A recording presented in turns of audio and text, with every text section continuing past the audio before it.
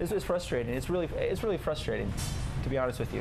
Donut shop owner Jimmy Barosas says he has not made up his mind in the governor's race. A little glaze in these donuts. But he is interested when he hears the candidates talk about regulations. Enough. There's plenty.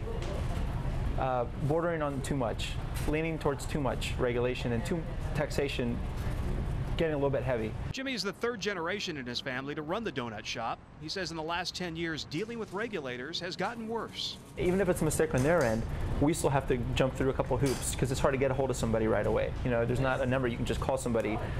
You have to stay on the phone for a while. The complaints about regulations can be heard at about every small business across Ohio, and now some candidates are seizing that message. If the attitude is we're in charge, you do it our way, and there's no flexibility, you kill the business. John Kasich Wednesday blasted what he says are too many business regulations in Ohio. He says if elected, every agency director will be required to cut excessive bureaucracy. Governor Ted Strickland says Kasich is late to the issue.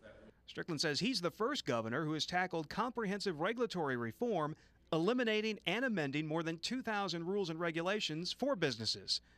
Kasich says he'll leave it up to business owners to decide. It's the lack of common sense that we can go through and give you chapter and verse. Just go out in the street and talk to the guy that's the donut shop guy. Jimmy says he's not sure which candidate is right. Any candidate that wants more regulation or more taxes, I'm not for that because there's enough obstacles already just to do business in this state. I mean, there's quite a few obstacles. Ohioans don't need any more hoops to jump through or any more obstacles to do business. In Columbus, covering campaign 2010, Jim Heath for the Ohio News Network.